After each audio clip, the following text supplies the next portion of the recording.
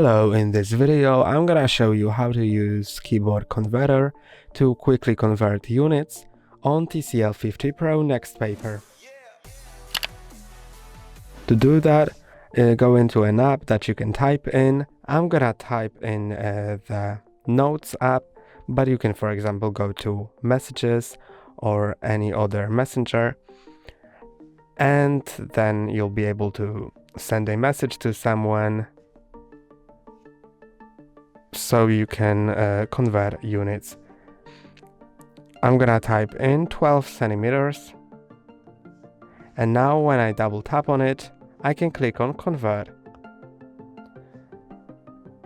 I'm gonna choose Google, but you can also choose different app.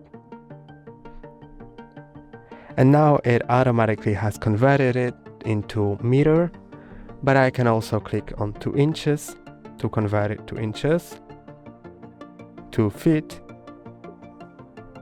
to meter, or I can click here to choose any available unit, for example, yard. And now it shows me how many yards is in 12 centimeters.